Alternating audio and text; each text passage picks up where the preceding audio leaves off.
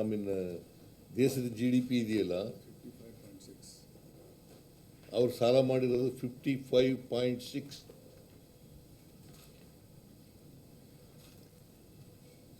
ನಾಚಿಕೆ ಆಗಬೇಕು ಬೇಡ?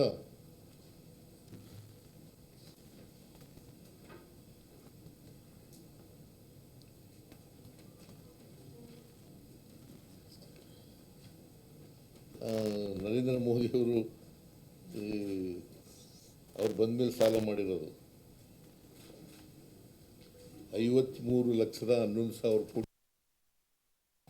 ಬರಕ್ಕೆ ಮುಂಚಿತವಾಗಿ ದೇಶದ ಸಾಲ 53,11,000 ಕೋಟಿ ಇತ್ತು. ಈಗ ಇವ್ರು ಬಂದಮೇಲೆ 165 ಲಕ್ಷ ಕೋಟಿ ಸಾಲ ಮಾಡಿದ್ದಾರೆ.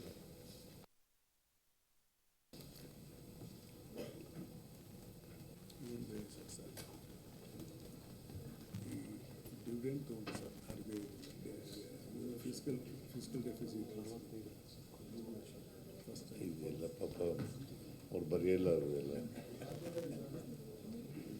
ಡಿವಿಡೆಂಡ್ ತಗೊಂಡು 3 ಲಕ್ಷ ಕೋಟಿ ಡಿವಿಡೆಂಡ್ಸ್ ತಗೊಂಡು RBIನಿಂದ ಅದು ತಗೊಂಡು ಇದನ್ನ ಸಾಲ ಫಿಸ್ಕಲ್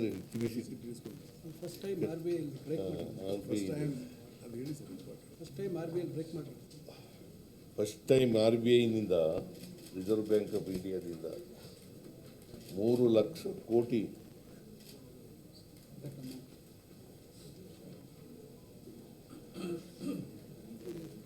ಸೊ ನೀವು ಏನೋ ಬರೀ ನಾನು ಯಾಕೆ ಹೇಳ್ತಾ ಇದ್ದೀನಿ ಇದನ್ನೆಲ್ಲ ಅಂತಂದರೆ, ಅಶೋಕ ಟೀಕೆ ಮಾಡ್ತಿದ್ನಲ್ಲ, ಸಾಲಗಾರ ಆಗ್ಬಿಟ್ಟಿದೆ. ನಾವು ಸಾಲಗಾರರಾಗಿಲ್ಲ, but we are within the framework of the parameters of the fiscal responsibility act passed in 2002.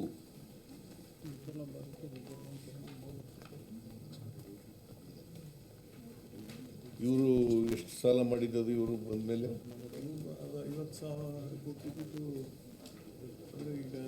ಅಲ್ಲ 8-9ರಿಂದ ಅಲ್ಲ 2018-19ರಿಂದ 22-23 ಸಾಲ ಮಾಡಿದ್ರಲ್ಲಪ್ಪ. ಎಷ್ಟು?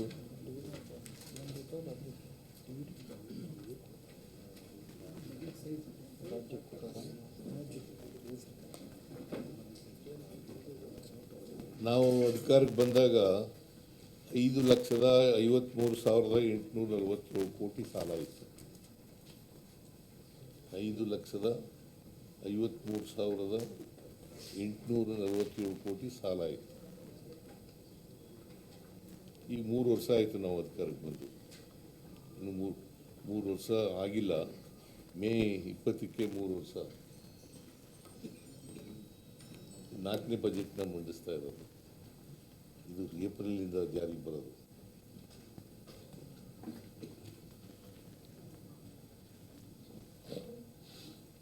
ಇನ್ವೇ ಮಾಡಿದ್ದಾರೆ, ಅವ್ರ ಕಾಲದಲ್ಲೂ ಮಾಡಿದ್ದಾರೆ, ನಮ್ಮ ಕಾಲದಲ್ಲೂ ಮಾಡಿದ್ದೀವಿ. ಕೇಂದ್ರ ಸರ್ಕಾರವೂ ಕೂಡ ಮಾಡಿದೆ ಸಾಲನ. ಫಿಸ್ಕಲ್ ರೆಸ್ಪಾನ್ಸಿಬಿಲಿಟಿ ಆ್ಯಕ್ಟ್ ಮಾಡಿದ್ದಾರೆ. 55.6 25 ಒಳಗಡೆ ಮಾಡಬೇಕಾಗಿತ್ತಲ್ಲ, ಅದು ಮಾಡಿದ್ದಾರೆ. ಅದಾದಮೇಲೆ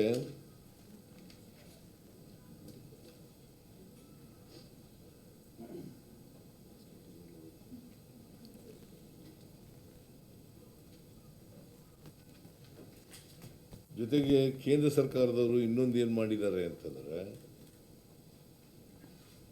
ಮನ್ರೇಗಾ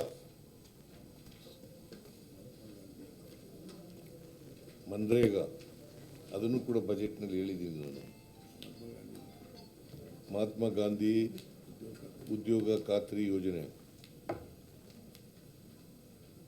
ಇದು 2004ರಲ್ಲಿ ಆಗ್ತಾ ಇರೋದು.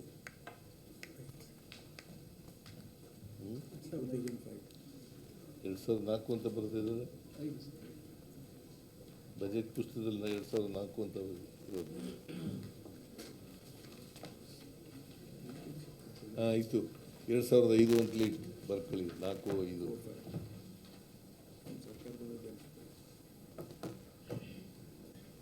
ಅಲ್ಲಿಂದ ಇಲ್ಲಿವರೆಗೆ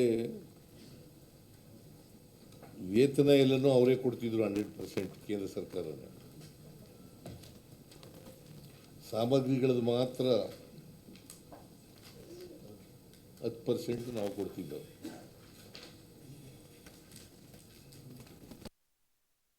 ಈಗೇನು ಮಾಡಿಬಿಟ್ಟಿದ್ದಾರೆ,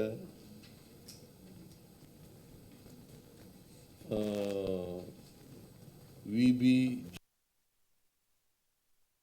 ಮಿಷನ್ ಅಂತ ಮಾಡಿ, ಗ್ರಾಮೀಣ ಅಂತ ಮಾಡಿದ್ದಾರೆ. ಎಂಥದ್ದು?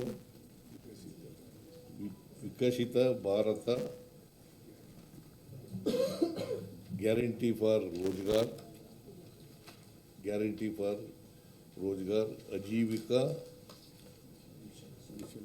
ಮಿಷನ್ ಗ್ರಾಮೀಣ.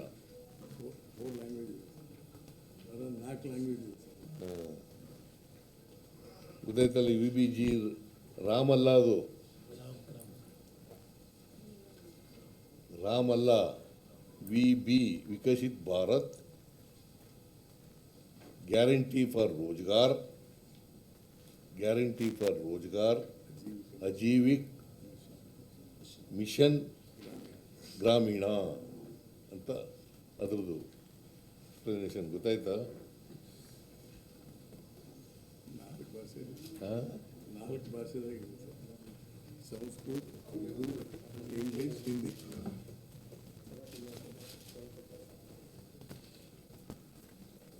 ಅದನ್ನು ಮಾಡಿ ಈಗ ಏನು ಮಾಡಿದ್ದಾರೆ, 60% ಕೇಂದ್ರ ಸರ್ಕಾರ ಕೊಡ್ತದೆ, 40% ರಾಜ್ಯ ಸರ್ಕಾರಗಳು ಕೊಡಲಿ ಅಂತ ಮಾಡಿಬಿಟ್ಟಿದ್ದಾರೆ. ಫ್ರೀಯಾಗಿದ್ದದನ್ನ ಇದು ಮನಮೋಹನ್ ಸಿಂಗ್ರವರು ಪ್ರಧಾನಮಂತ್ರಿಯಾಗಿದ್ದಾಗ ಮಾಡಿದ್ದಂಥ ಕಾನೂನು, ಮನ್ರೇಗಾ ಕಾಯ್ದೆ. ಅದಕ್ಕೆ ಅದರಿಂದ ಆಗ್ತಕ್ಕಂಥ ಅನಾಹುತಗಳನ್ನೆಲ್ಲ ಬಜೆಟ್ನಲ್ಲಿ ಹೇಳಿದ್ದೀನಿ ನಾನು.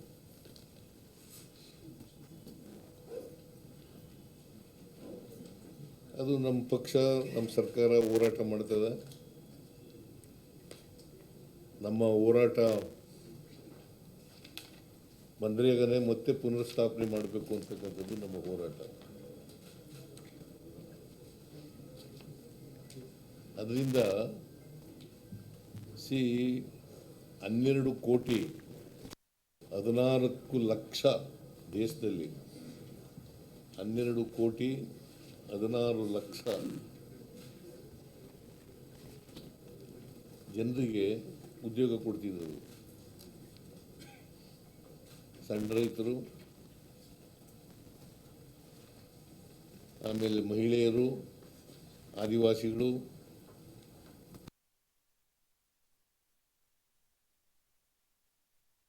ವರ್ಗ.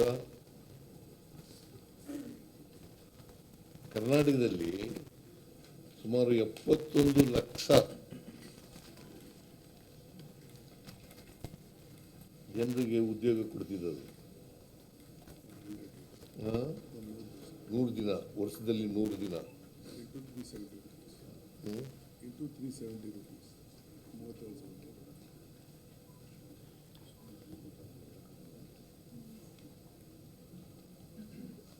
ಅದನ್ನು ಆಮೇಲೆ ಹೇಗಿತ್ತು ಅದು ಅಂತಂದರೆ, ಈಗ ನಮ್ಮ ಊರಿನಲ್ಲಿ ನಾನು ಅರ್ಜಿ ಹಾಕಿದ್ರೆ ಅಲ್ಲೇ ಕೊಡಬೇಕು ಕೆಲಸನ, ನಮ್ಮ ಪಂಚಾಯತಿನಲ್ಲೇ ಕೊಡಬೇಕು.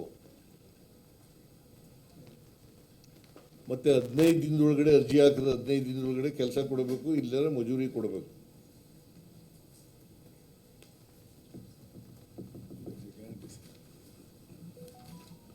ಇದು ಒಂದು ರೀತಿ ಹಕ್ಕನ್ನ ಕ್ರಿಯೇಟ್ ಮಾಡ್ತಿತ್ತು.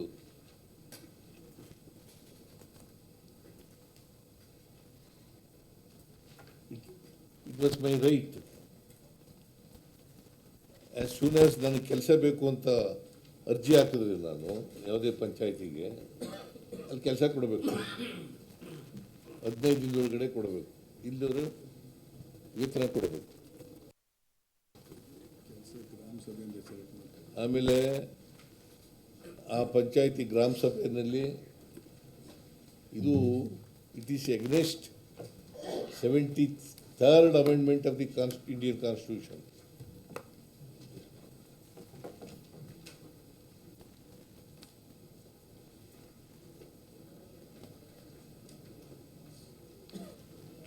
It is against 73rd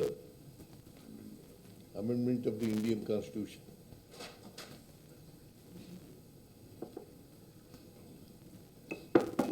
so ಅದಕ್ಕೋಸ್ಕರ ನಾವು ಮಹಿಳೆಯರು ಎಷ್ಟು ಪರ್ಸೆಂಟ್ ಇದ್ರು ಗೊತ್ತಾ? More than 50.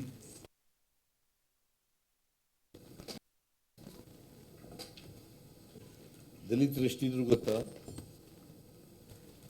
20%.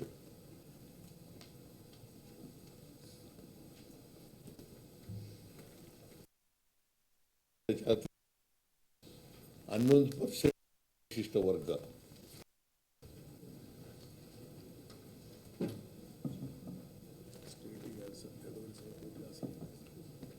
ಸುಮಾರು VBG ರಾಮ್ಜಿ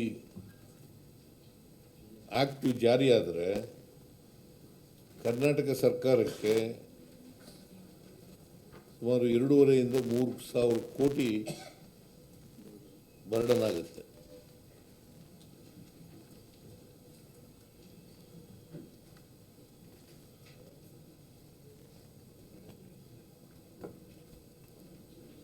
$2.5 ಇಂದ 3,000 ಕೋಟಿ ಬರ್ಡನ್ ಆಗುತ್ತೆ.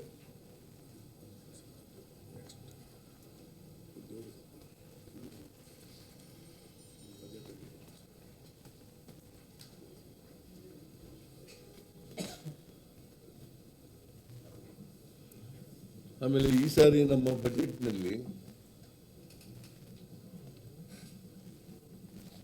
ಬಹಳ ಉದ್ಯೋಗ ಭರ್ತಿ ಮಾಡ್ತೀವಿ ಅಂತ ಹೇಳಿದ್ರು ನಮ್ಮ ಪ್ರಣಾಳಿಕೆಯಲ್ಲಿ.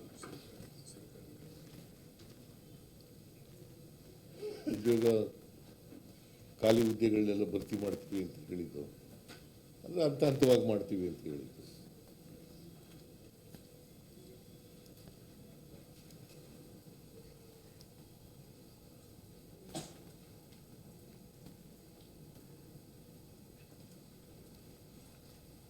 ಅದು ಕಾರಣಾಂತರದಿಂದ ವಿಳಂಬ ಆಯಿತು.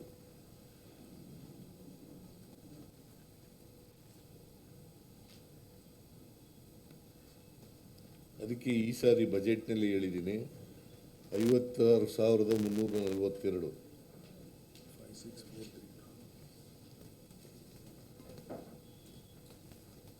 56,432, 56,432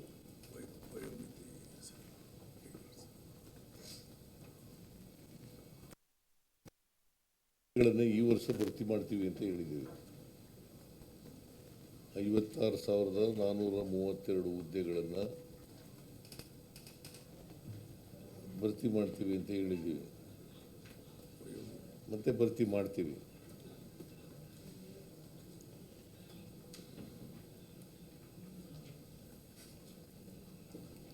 ಅದಕ್ಕೋಸ್ಕರ ವಿಳಂಬ ಆದ್ರಿಂದ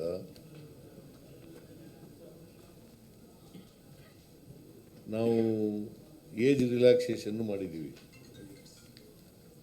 5 ವರ್ಷ.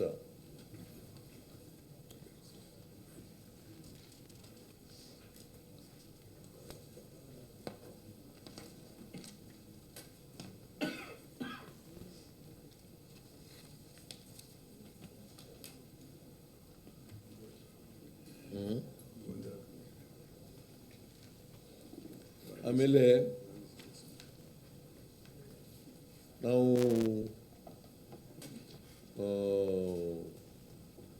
ಅನೇಕ ಆಯೋಗಗಳನ್ನು ರಚನೆ ಮಾಡಿದ್ದೆವು. ಗೋವಿಂದರಾವ್ ರೀಜನಲ್ ಇಂಬ್ಯಾಲೆನ್ಸ್ ಹೋಗಲಾಡಿಸ್ಲಿಕ್ಕೆ ಯಾರು ಹಿಂದೆ ಇದ್ರಲ್ಲ, ನಂಜುಂಡಪ್ಪನವರು ಅವ್ರದ್ದು ವರದಿ ಆದಮೇಲೆ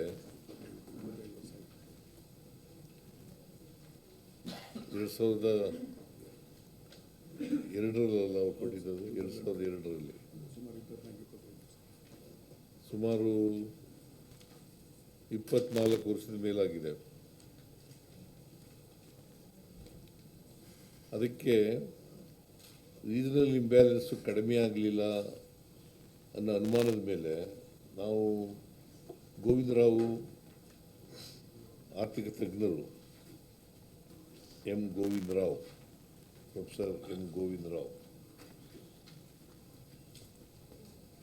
ಅವರ ಅಧ್ಯಕ್ಷತೆಯಲ್ಲಿ ಒಂದು ಸಮಿತಿ ಮಾಡಿದ್ದು. ಆ ಸಮಿತಿ ವರದಿ ಕೊಟ್ಟಿದೆ.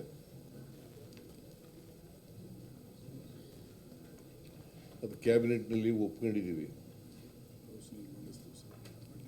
ಮತ್ತೆ ಹೌಸ್ನಲ್ಲೂ ಕೂಡ ಮಂಡಿಸ್ತಾ ಇದ್ದೀವಿ. ಈ ಸದನದಲ್ಲೇ ಮಂಡಿಸ್ತಾ ಇದ್ದೀವಿ.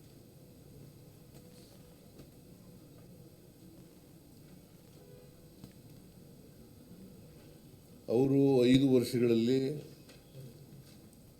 43,000 ಕೋಟಿ ಖರ್ಚು ಮಾಡಬೇಕು ಅಂತ ಹೇಳಿದ್ದಾರೆ.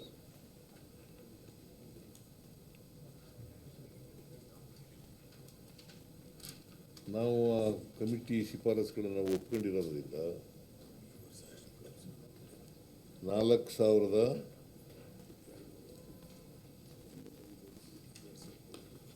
ಈ ವರ್ಷ 4,291 ಕೋಟಿ.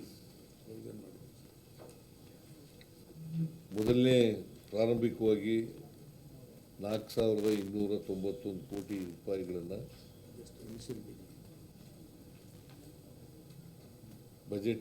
ನಮ್ಮ ಬಜೆಟ್ನಲ್ಲಿ ಘೋಷಣೆ ಮಾಡಿದ್ದೀವಿ.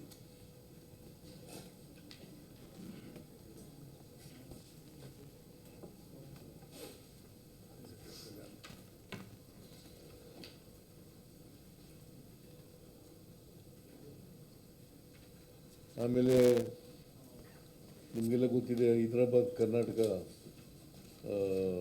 ಕಲ್ಯಾಣ ಕರ್ನಾಟಕ ನಾವು ಬಂದ ಮೇಲೆ 3 ವರ್ಷದಲ್ಲಿ ಮೊದಲನೇ ವರ್ಷ 3,000 ಕೋಟಿ,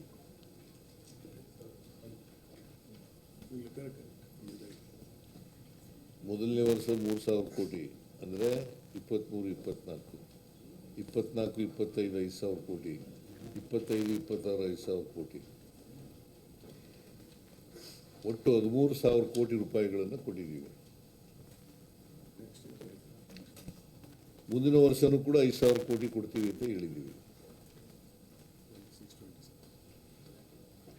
26-27ಗೂ ಕೂಡ 5,000 ಕೋಟಿ ಕೊಡ್ತೀವಿ ಅಂತ ಹೇಳಿದ್ದೀವಿ.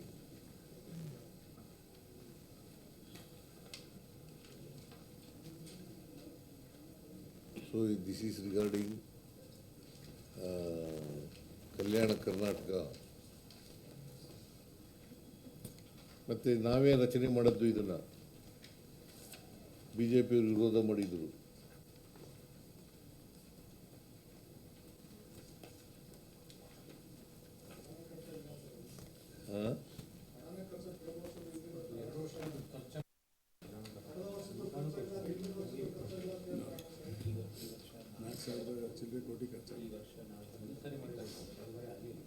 ಈ ವರ್ಷ ಸುಮಾರು 4,000 ಕೋಟಿ ಖರ್ಚಾಗಿದೆ.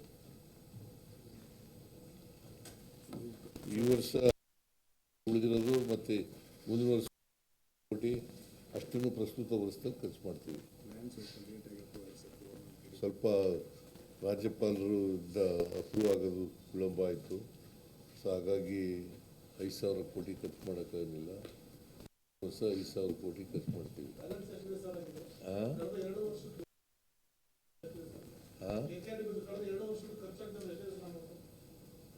ಇಷ್ಟು ಅಮೌಂಟ್ ಇದೆ ಅಂತಲ್ಲ, ಡೀಟೇಲ್ಸ್ ಕೊಡ್ತೀನಿ ನಾನು. ನೋಡಪ್ಪ ಜಾಫರ್, ಅದು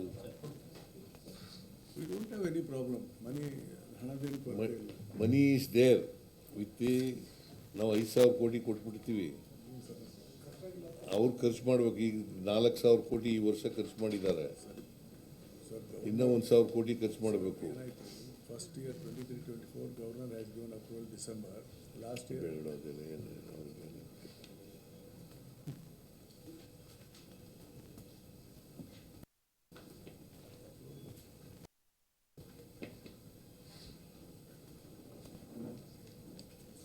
ಆಮೇಲೆ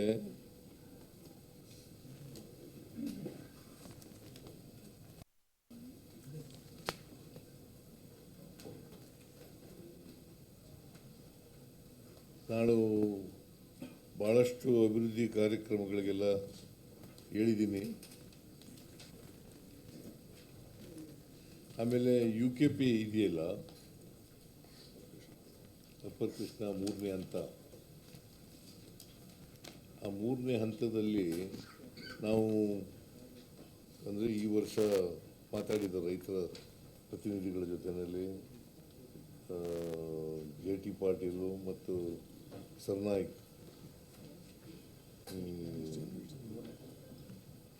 ಬಾಗಲಕೋಟೆ ಅಧ್ಯಕ್ಷರ ಹೆಸರೇನು? ಅಲ್ಲ, ನಂಜಯ್ಯನ್ ಮಠ್.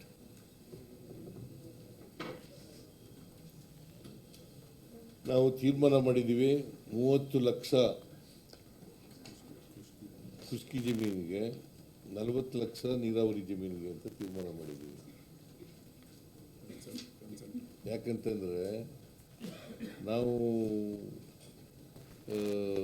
UKP ಡ್ಯಾಮನ್ನು ಎತ್ತರಿಸಿದಾಗ 519.6 519.6 ಚದರ ಮೀಟರ್ನಿಂದ 524.256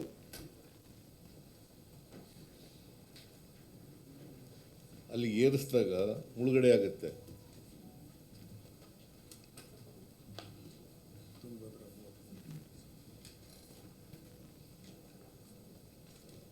ಆ ಮುಳುಗಡೆ ಆಗುತ್ತಲ್ಲ, ಆ ಜಮೀನುಗಳಿಗೆಲ್ಲ ಈಗ ಸುಮಾರು 1 ಲಕ್ಷ ಚಿಲ್ಲರೆ ಕೋಟಿ ಅಲ್ಲ, 1 ಲಕ್ಷ ಎಕರೆ ಮುಳುಗಡೆ ಆಗುತ್ತೆ. ಅದರಲ್ಲಿ ಈಗಾಗಲೇ ಕೆಲವು ಜಮೀನುಗಳನ್ನ ತಗೊಂಡಿದ್ದಾರೆ, ಅವಾರ್ಡ್ ಮೂಲಕ ಅಕ್ವಿಷನ್ ಆಗಿದೆ. ಇನ್ನು ಉಳಿದಂಥ ಜಮೀನುಗಳನ್ನ ಬೈ ಕನ್ಸೆಂಟ್ ಮಾಡಬೇಕು ಅಂತ ಹೇಳಿದ್ದೀವಿ. ಈ ವರ್ಷದಿಂದ ಪ್ರಾರಂಭ ಮಾಡ್ತೀವಿ, ಅಂದರೆ ಮುಂದಿನ ವರ್ಷದಿಂದ ಏಪ್ರಿಲ್ 1.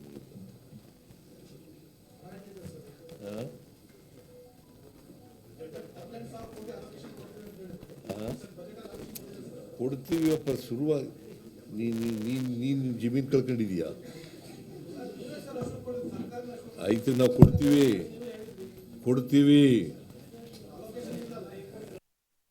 ಕಂಡಿದ್ದೀವಿ.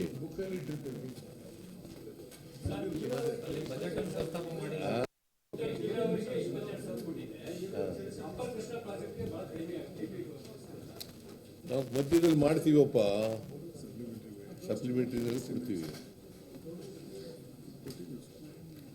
ಈಗ ಸುಮಾರು 3,000 ಕೋಟಿ ರೂಪಾಯಿನ ಅಕ್ವಿಷನ್ಗೋಸ್ಕರನೇ ಇಟ್ಟಿದ್ದೀವಿ. ಪ್ರಾರಂಭ ಮಾಡಿದ ತಕ್ಷಣ ಶುರು ಮಾಡ್ತೀವಿ. ಮಾಡಿದ ಮೇಲೆ ಎಷ್ಟು ದುಡ್ಡು ಬರ್ತದೆ ಅಷ್ಟು, ಈ ವರ್ಷ ಎಷ್ಟಾಗ್ತದೆ ಅಷ್ಟು ದುಡ್ಡು ಕೊಡ್ತೀವಿ.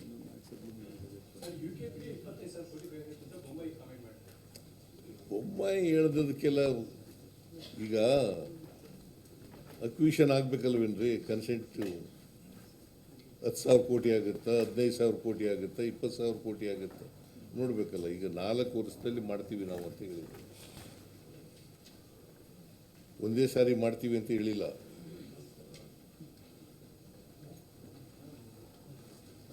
ನಾಲ್ಕು ವರ್ಷದಲ್ಲಿ ಮಾಡ್ತೀವಿ ಅಂತ ಹೇಳಿರೋದು, ಒಂದೇ ವರ್ಷದಲ್ಲಿ ಮಾಡಿಬಿಡ್ತೀವಿ ಅಂತ.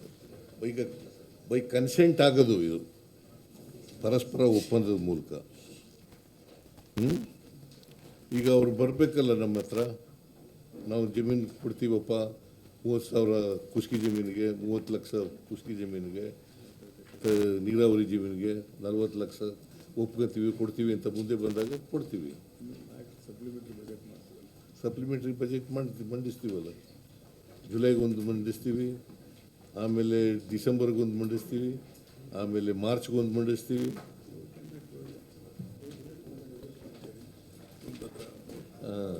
ಆಮೇಲೆ ತುಂಗಭದ್ರಾ ಜಲಾಶಯ ಇದೆಯಲ್ಲ, ಅದರಲ್ಲಿ 33 ಗೇಟ್ಗಳು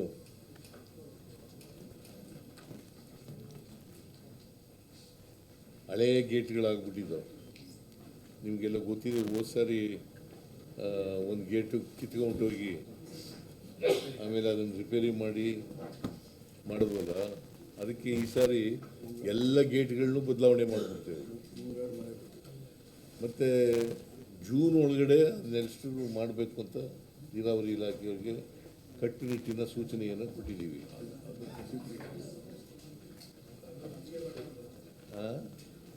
ಅಲ್ಲ, ಅದು ಎಷ್ಟು ಪರ್ಸೆಂಟ್ ಇದೆ? 65, 35 ಇದೆ. ಕರ್ನಾಟಕ 35 ಆಂಧ್ರ, ತೆಲಂಗಾಣ, 65 ನಮಗೆ. ಆ ಪ್ರಪೋರ್ಷನೇಟ್ ಆಗಿ ಬರಬೇಕು.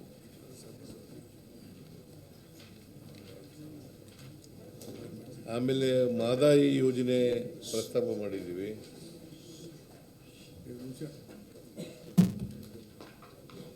ಮಾದಾಯಿ ಯೋಜನೆಯಲ್ಲಿ ನಾವು 2 ಟೆಂಡರ್ ಕರೆದು, ಟೆಂಡರು ಫೈನಲೈಸ್ ಆಗಿ ಏಜೆನ್ಸಿನೂ ಫಿಕ್ಸ್ ಆಗಿ ಇದೆ. Only you are waiting for the clearance from the government of India, forest department.